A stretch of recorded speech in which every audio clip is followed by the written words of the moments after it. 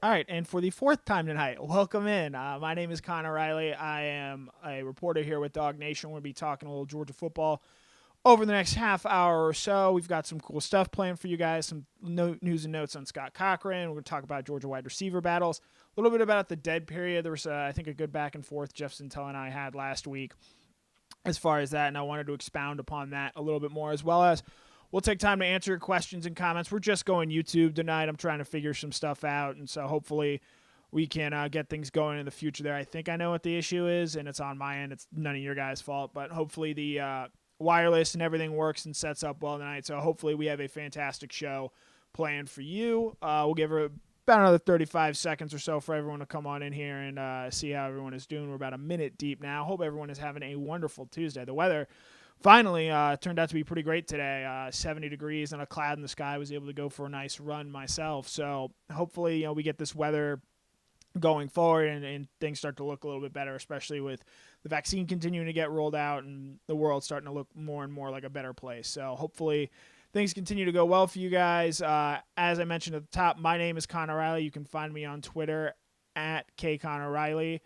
Let me pull up the lower third right there. Boom, there we go.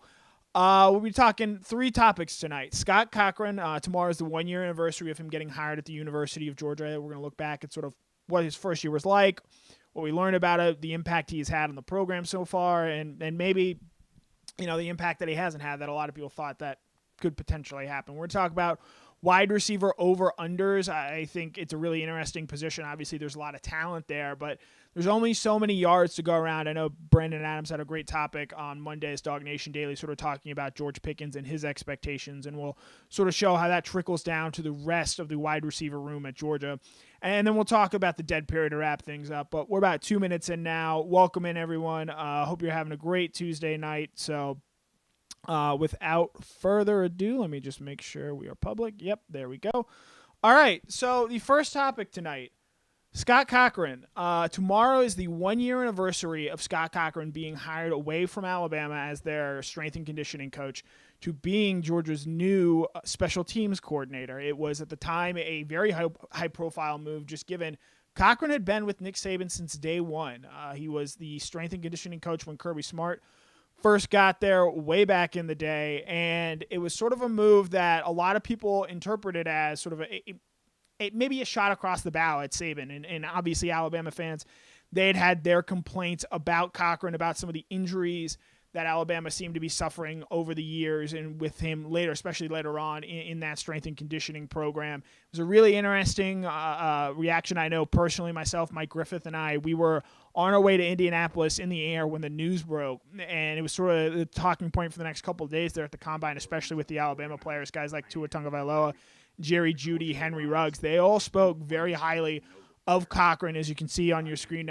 right now, what he brings. He brought a ton of energy, every bit in terms of meeting with him and talking with him. He's every bit hyped up as what he was in terms of a person, in terms of how he interacts with people. I think overall he had lived up to the hype there in terms of what he brought to this Georgia program year one. We'll start with his on-the-field impact.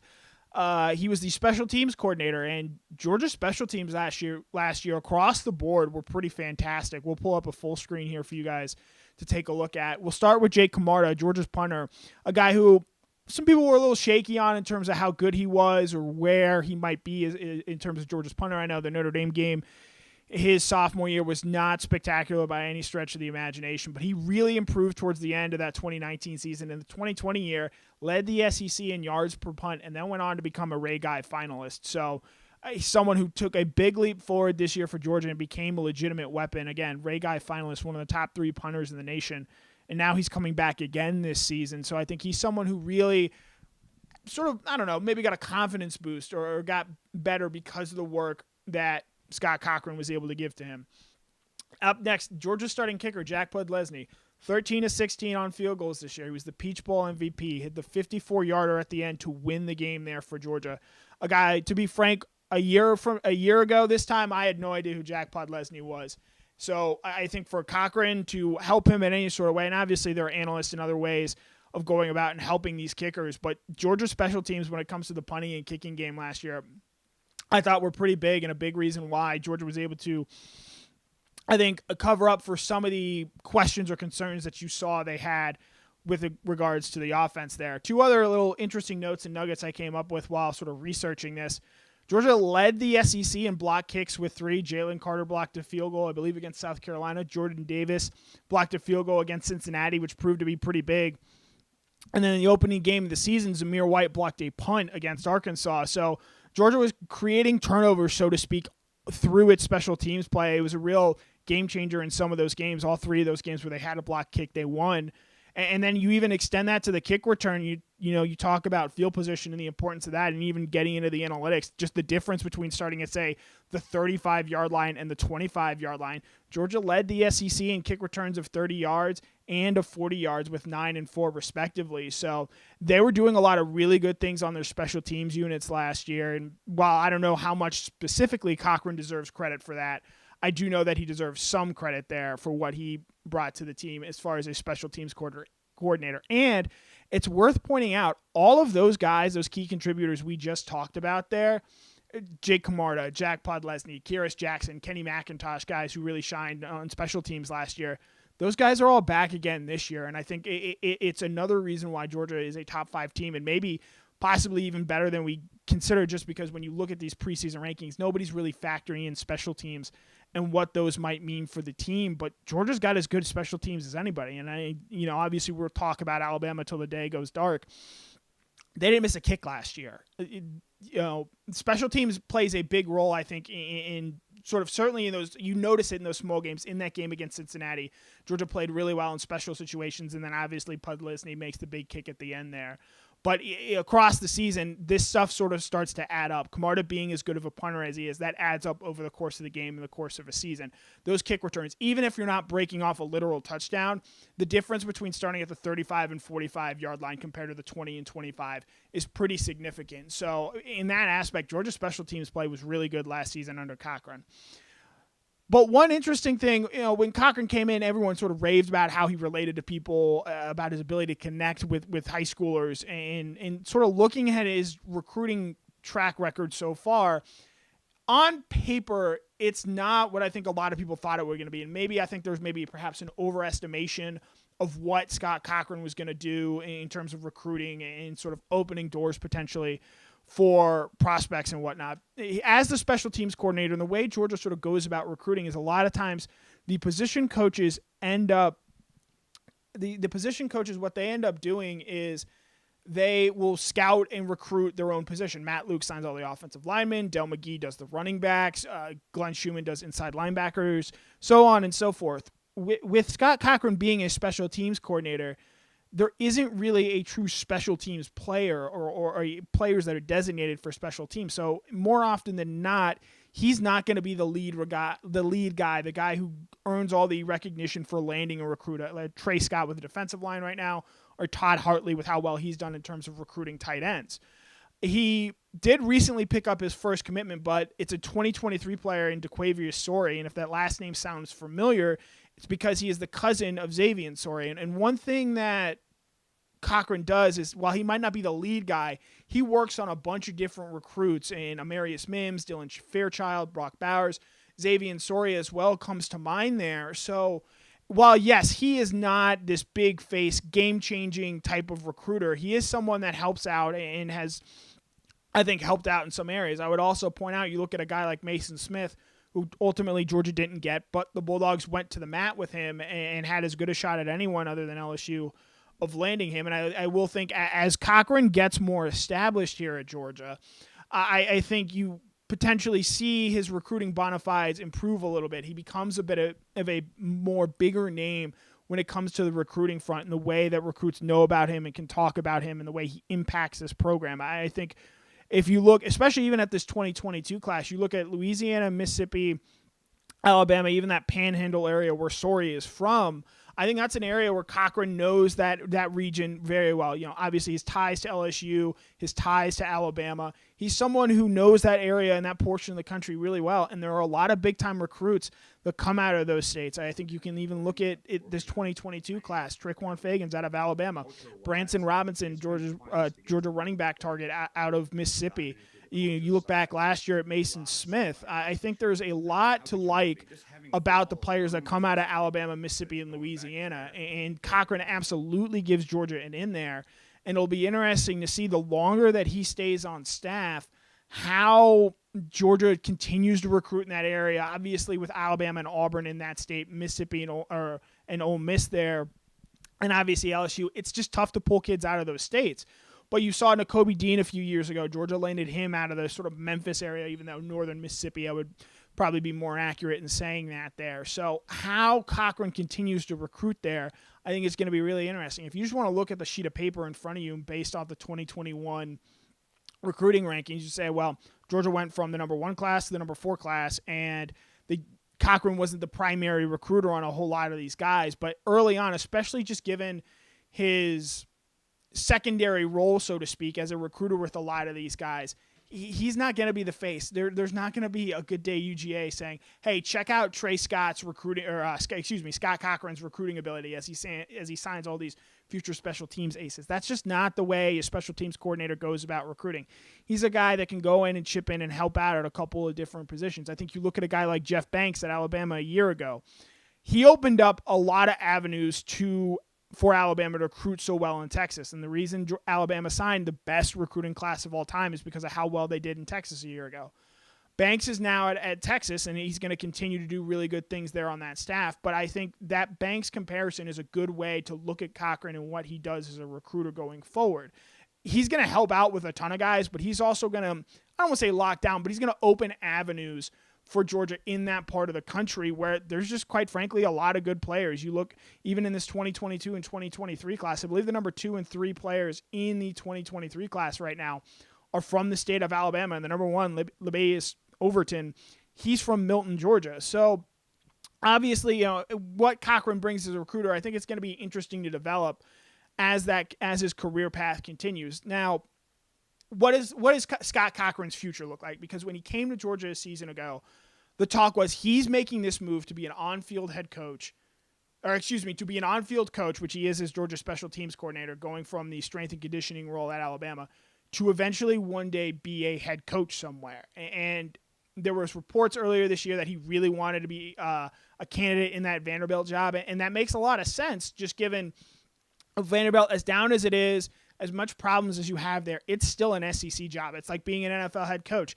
It's one of the Vanderbilt job, as bad as it might be sometimes, it's one of 14 jobs.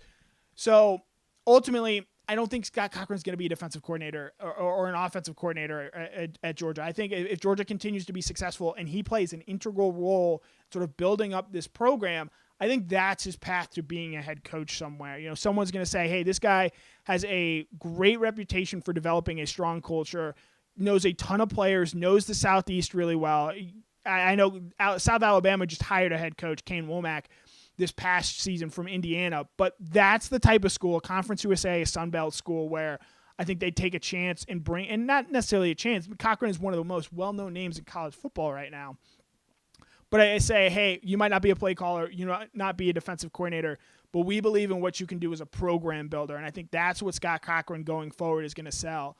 And it's going to be interesting to see how long he stays at Georgia, because ultimately I do think he wants to be a head coach someday. And if Georgia is as successful as everyone wants them to be next season among the Georgia fan base, if they're contending for a national title, if they're winning a national title, eventually a guy like Cochran is going to get looks just given his name brand recognition. That's going to be something that, say, like a Louisiana, if Billy Napier ever leaves, they can point to and say, hey, this is a guy that knows this area, is well regarded across the Southeast, and a guy who's similar to Napier can sort of help continue to build that Louisiana program. So ultimately, I do think Scott Cochran one day will be a head coach somewhere else, and it'll be interesting to see how long he stays at Georgia and how he continues to develop both special teams and how well Georgia does there, and say if maybe that was just a one-off with some really talented guys in this season or in this coming season, or if Georgia is consistently one of the most excellent special teams in the country. If it's the latter there, I think that only continues to help Cochran's case of one day being a head coach.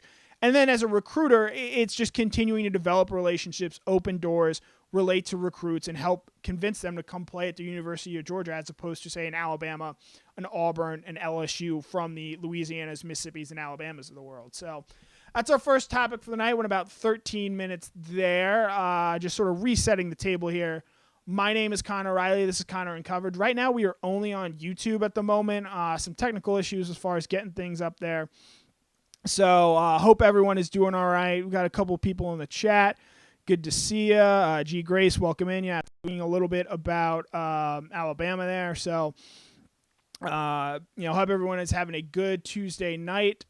Moving on to our second subject here, let's take a look at the wide receiver position. So on Monday, Brandon Adams talked about George Pickens and how Georgia really needs to feature him and make him a 1,000-yard receiver, citing how well Alabama did last year with Devontae Smith, Justin Jefferson, Jamar Chase 2 years ago at LSU, and even farther back, T. Higgins and Justin Ross at Clemson. And BA specifically said, you have to find a way to get George Pickens the ball enough to where he's getting to 80 yards a game, to where that over the course of 12 games puts him on track to be a 1,000-yard receiver. And ideally, you'd like to even see it be higher than that. Obviously, expecting George Pickens to be Devontae Smith is probably unrealistic at this point, just given how incredible Smith was a season ago. And maybe even Jamar Chase and Jefferson as well, unless JT Daniels goes on to become Joe Burrow. But you look at a guy like a Ross or a guy like a Higgins, and even going further back, say like a Calvin Ridley type on that 2017 Alabama team, a guy who's just a clear number one, the clear best wide receiver on your team, a guy that when it's 3rd and 6 and you need to get 7 yards, he's the guy that's getting the football, and everyone in the crowd knows it, and he's still able to make the play. I think that's what they want to see from Pickens. And whether he goes on to do that is going to depend a lot on his availability. Obviously, 2 years ago, his freshman season, you have the suspension in the first half of the Georgia Tech game, and then the fight in the second half that led to the first half suspension against LSU. Last year, he misses 2 games, including, I believe, the Florida game, which was, in hindsight, Georgia's most critical game in terms of getting to the SEC championship game. And if he plays in that game, along with, obviously, JT Daniels, there's probably a very different tenor and tone surrounding this Georgia team. So with Daniels coming back for another season, I think that increases the hype or the want or desire to see Pickens have a really successful season. So, I believe it was last week we sort of mapped out, well, all right, if JT Daniels does what he does over the final 4 games of the 2020 season, what does that look like over the course of a full 12-game 2021 season? So, and it was just under 3,700 yards. So we sort of mapped out here, and we've got a full screen up to sort of discuss not just George Pickens, but the wide receiver core as a whole. In the 12-game regular season, and because it's just so tough to predict SEC championship, potential college football playoff games, what those numbers might look like. So this is just an over-under, a fun guesstimation of the yardage numbers for some of Georgia's top wide receiver weapons for this 2021 season. And we set the over-under for Daniels passing yards, because ultimately that's where I think most of these come from, at 3,700 yards. And so most of these add up to just about 3,700, a little bit less than that. I have a second full screen with some more names included on there as well. So we'll start with Pickens. I think the number to look for over the 12-game regular season is 900 yards. That is roughly 75 yards per game. BA gave 80 because he wants to see him get to 1,000. I don't think that's unrealistic. I think if you're splitting hairs there between 75 and 80, but ultimately you want to see him string together performances where, maybe it's not the 150-yard or the 100-yard game every time, but you want to see him consistently, at the very least, finish in that 70 to 80-yard range. And over the course of the season, obviously there are going to be games where you top that. And if you're consistently getting there, you're not having these 2 catches for 23 yards, 3 catches for 37-yard type games. And if you accumulate and string along enough of those 75-yard games, along with the occasional big game like you saw against Missouri or like you saw in the game against Cincinnati, you're going to pretty easily get to 900. And I think if Georgia wants to get to where it's going, it's going to need Pickens to, at the very least, be incredibly close, but probably top that 900-yard mark going into the SEC championship game. The next 2 names that we're going to look at there, and there's a reason they have the exact same number, it is Kearis Jackson and Jermaine Burton. They are both at, in my unofficial book number, 599.5 yards. Can either one of them top that to where Georgia has, in addition to Pickens, who I think has the potential to be a 1,000-yard receiver, at the very least a 900-yard receiver, can they have a 600-yard or 700-yard receiver complementing them? And Burton, I believe, finished with 407 yards a season ago. Kearis Jackson came in at 536. So obviously we know that it's not that much of a stretch, especially with a full season of Daniels and teams likely trying to take away Pickens, to see those guys get there. Unless Georgia's offense really explodes in the manner that Alabama did a season ago, that LSU did, I don't know if both those guys can get over 600. But one of those guys has to emerge as a complementary weapon. And I think whoever doesn't, I still think a guy like either Jackson or Burton, whoever is the number 3 receiver in this offense, I think they can finish in that 500-yard range, finish just short of that 600 yards. And again, if JT Daniels sort of continues to grow and exceed what we saw at the end of this 2020 season, I don't think it's a problem if Jackson and Burton both finish slightly over 600 yards. The next name on our list is one I've talked about quite a lot, Arian Smith. His over-under is set at 450 yards. He's not going to have the catch totals that those first 3 guys on the list are, but if I had to bet right now, I believe Arian Smith is going to have the most yards per catch of any Bulldog this season. He is explosive as explosive comes, and Georgia, I think, really needs to find a way to maybe not funnel the ball to him the same way you do with Pickens, because, again, there's only so many touches that can go around on this offense, but can you get him 4 to 5 touches a game where he's out in space, like the South Carolina game where he only had that 1 catch, but it was a 31-yard touchdown. He only had 1 catch against Cincinnati, but it was a 55-yard reception. Can the Georgia find Arian Smith enough touches to get him to that 450-yard mark? Because Mecole Hardman, that's sort of his sophomore season, he was around 330 yards receiving. Can he build on that season that Hardman had there and be an explosive weapon enough times to over the course of the season to where teams have to know where he is when he is on the field? And if that is the case, it's going to make life easier for Pickens. It's going to make life easier for Burton. It's going to make life easier for Jackson. It's going to make life easier for this entire Georgia offense. So right now, in sort of setting the numbers, I have Arian Smith as the number 4 wide receiver for Georgia, and I'll be really interested this spring to see his involvement and how frequently he is targeted during passing sets that we get to see on G-Day and hopefully maybe potentially a scrimmage or 2.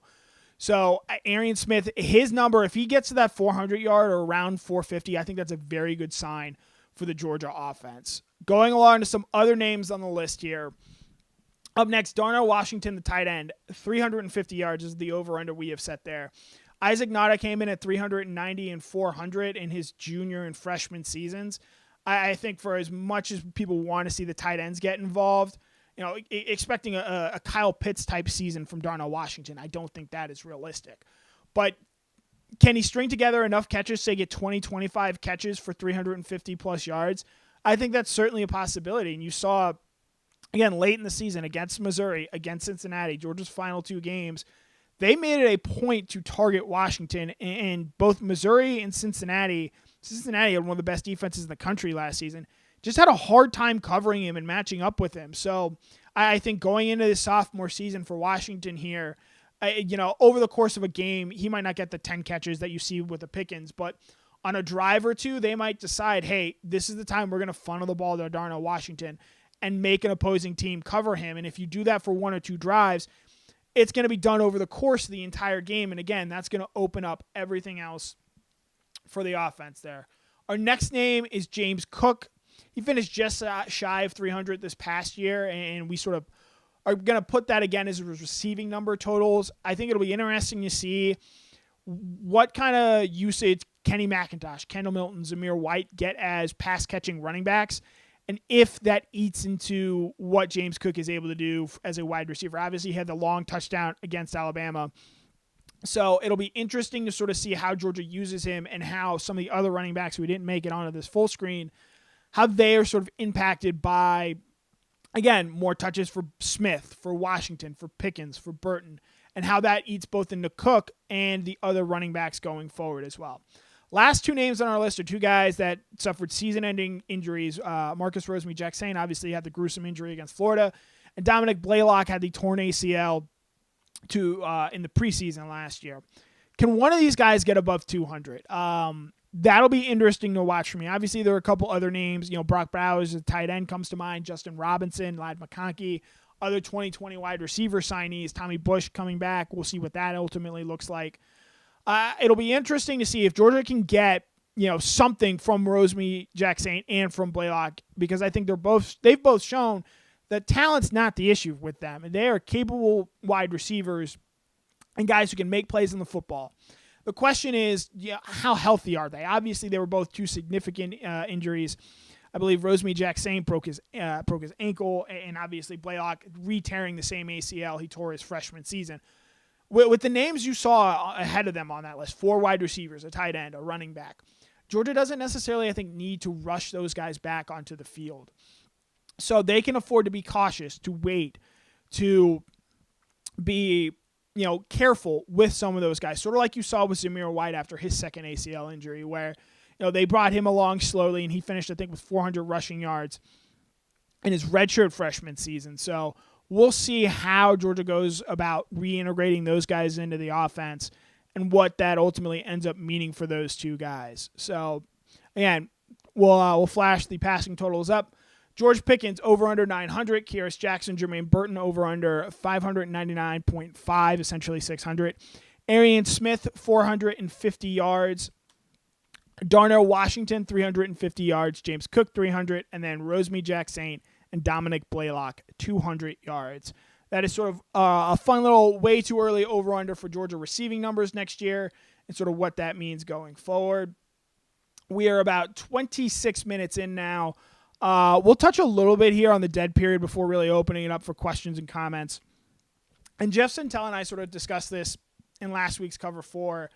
I think one of the interesting things that came up with this dead period, obviously the easy lane to take or the route to take is, well, this is just terrible. How are these kids supposed to go visit these schools? How are they supposed to make a decision? And ultimately, that's great for the upper end kids. And obviously, you feel for them just given everything else is sort of opening back up now. The NCAA had all this time to sort of start planning for what the return to visits look like, and they come out and say, yeah, we're going to start planning that now. Well, you've known since November 18th that the dead period was ending on April 15th, and you're just waiting till the middle of February to start making those plans for what a return to visits look like. Again, the NCAA is an institution that just continues to look out for only itself and not for the players or the amateur athletes that they choose to qualify these kids as. And they just want to kick the can down the road. And ultimately, sure, I think June 1st, day after the dead period ends, there'll be a visitation policy where it'll be extremely strict and extremely limited. And so, yes, you'll find out where you sort of stand by when schools like Georgia or Alabama both want you to come visit and are saying, hey, we want you on our campus for this date when we're going to try and have the maximum number of guys allowed per NCAA bylines. But there's another sort of angle to this that I think is getting glossed over just a little bit in terms of the impact that it's going to have. Obviously, with the dead period, recruits can't go visit schools in an official capacity or tour facilities and talk to coaches face-to-face. But the other part of that coin is that coaches can't go out and visit recruits. They can't see them at practices. They can't talk to coaches in person and find out sort of what they are getting in these prospects. These prospects can't come visit camps. Jeff Sentell wrote a story this past week, A.J. Brown, on a guy who'd been going to these Kirby Smart recruiting camps growing up since the 7th grade. He gets an offer. You think back to a guy like Jared Zirkle. He got his offer to Georgia from a kicking camp that Georgia had hosted, and that's how a lot of schools go about finding kickers is they just hold these camps and invite them to come on and see, hey, whoever kicks the best this day, you've got a scholarship offer, and that's what happened with Zirkle. So it'll be really interesting to sort of see the long-term ramifications because I don't expect the coaches going to visit recruits. I don't expect that to pop open over the summer. Maybe you're able to get that around December, but that's assuming that this virus doesn't pop up again next winter in any sort of capacity. So I think it'll be really interesting, the long-term ramifications, because while, yes, you want kids to go visit schools and visit coaches and get a better chance, the other side of that is these coaches aren't getting the chance to evaluate the players the way they have in the past. So as much as the 2021 class was sort of written as, oh, well, you can't, it's going to be, the most bust, the most missed evaluations, the 2022 class is going to be, I think, even further than that. Just given the 2021, you at least got to see some of those guys as juniors. The last time a lot of these kids, these 2022 and 2023 kids, when they were on campuses were freshmen and sophomores, and conversely with coaches going to see them again, you can't really start contacting and getting to know these kids until they are late in their junior year, senior season. So it's going to be really interesting, I think, to see, because again, I think the NCAA, they'll allow kids to go visit starting in June 1, but that doesn't solve the problems that this dead period is currently creating and the effects that that's going to have on the recruiting industry. And while I think once those kids get those visits again, maybe the outrage mob figures something else to be mad about. But in terms of affecting and impacting recruiting, coaches not being able to go out and see players and visit players has just as big an impact, if not bigger, than players going to visit specific schools. So to me, that's something that's really worth that's really worth watching, to see sort of where things develop and go on that route. We're about the 30-minute mark now, so we will open it up for your questions and comments. We're only up on YouTube right now. I had some technical difficulties with Facebook, as well as trying to launch on a couple other platforms, so hopefully we get that figured out going forward. Let's pop over to YouTube here. Let's see. Comments and questions. Foster Moss, what about D-Rob?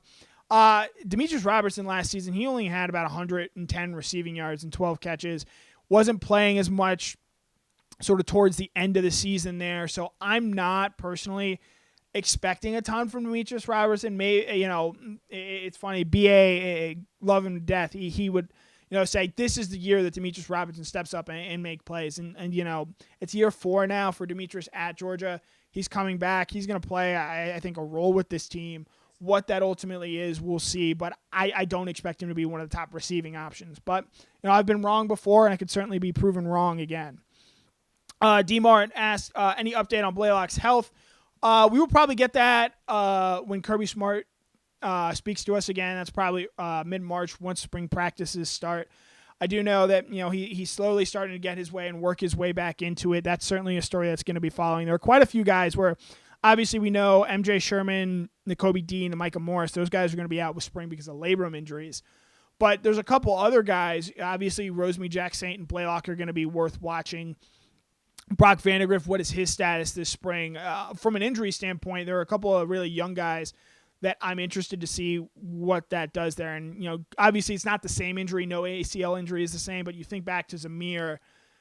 He had started to do stuff in practice after that second ACL injury in the spring. It wasn't full contact just yet. It wasn't all things go, but it was sort of a ramping up to eventually be ready to go. And so I wouldn't be surprised if that is where Blalock is. And again, Blalock, great kid, is, it's really unfortunate the injury happened to him because, he's not the superstar athlete that, say, a Pickens is or an Arian Smith is, but he does all the little things right and all the little things really well. And so going forward, you wonder with even him losing a little bit of speed what that has. But in terms of attacking, rehab, and getting back onto the field, I absolutely believe Blalock is going to do all things necessary to one day again be a contributor at Georgia. I just think that might be more for the 2022 team than the 2021 team as of right now. So, let's see. Frank Patterson says running back is the deepest group. What do I think? It's hard to argue with that. They bring back all 5 running backs from last year. You add in a Lavassier Carroll. It's going to be really interesting. And I know Mike Griffith wrote about this recently. How does Georgia go about stacking out these carries, about figuring out how to get the most out of this running back room? Because I think, 1 through 5, Dejon Edwards as well included in there. There's a ton of talent in that room. And, there's some overlap, I think, with Zamir and Kendall Milton there. James Cook is sort of a one of one. I think Kenny McIntosh is maybe a nice little mix between Cook and Kendall Milton and Zamir White there. So how Georgia goes about getting the most from these guys is going to be really interesting. I think Zamir White's going to be the leading rusher in terms of carries, but in terms of yards per carry, in terms of explosive runs, it wouldn't surprise me if you saw either a Kenny McIntosh or a Kendall Milton fill that role. So it'll be really interesting to sort of see how that goes there. Let's see. JP Hatfield, will Carson Beck transfer? Not right now, not immediately. Potentially one day, sure, I might one day be a billionaire. I think the interesting thing with Beck, and I wrote about him a little bit on Monday is he's got a real opportunity, I think, this spring. At this point, the coaching staff knows what Stetson Bennett is, and while I think he's going to be the first quarterback off the bench in case of a helmet popping off of JT Daniels in a game, I think Beck has a chance to really put his best foot forward here and say, hey, I know you guys love 5 stars with Brock Vandagriff and Gunnar Stockton, but I'm every bit as good as those guys are and can be. And I think he's got a chance, especially with Vandagriff and that knee situation not being totally known. I think he's got a real chance to impress and state his case as, hey, I know Vandagriff had the higher recruiting ranking, but based off what we've done here at Georgia, I might actually be the front runner for that 2022 starting quarterback job. So I think that'll be something worth watching this spring and sort of how he continues to develop as a player at the University of Georgia. Let's see. Got a 404 dogs. Best position group, not the defensive line. So I'm choosing that to mean, like me, you think the defensive line is the best position group that Georgia has. I'd probably say wide receiver next. I know running back, we just touched on them a little bit. You could say them as well.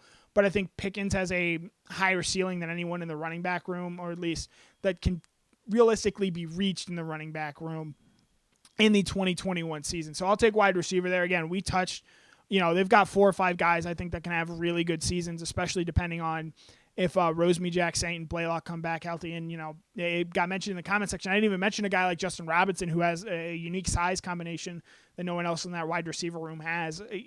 As much as wide receiver has been a position of question, a position of concern in recent years under Georgia, I think they've done a really good job of addressing that and fixing it, and where this season and next season it kind of looks and is shaping up to be a legitimate strength for Georgia. And obviously, I think to continue that, you're going to need to recruit really well in this 2022 cycle. So I think that'll be worth following as well. So, we've got about 35 minutes here now. Got some really good comments and questions. Thanks, everyone, for tuning in tonight. My name is Connor Riley. Jeff Santel will be on with you guys tomorrow night. No cover 4 this week. We're going to tell you we're in the off season. We're probably going to go every other week. We'll do some written stuff as far as cover 4, but from a video perspective, I think we're going to try and go every other Thursday night. You've got Brandon Adams every Monday through Friday. He'll be back on tomorrow morning, obviously. And then Mike Griffith with On the Beat. You've got a Georgia basketball game going on right now. My Boston Celtics are playing. I'm going to try and not watch them because they've been very frustrating recently. But thanks, everyone, for taking some time out of your Tuesday night to hang out and chat with me. I really appreciate it. Hope everyone has a great rest of your week. Hopefully you get to enjoy some of this nice weather. And thanks, everyone, for tuning in.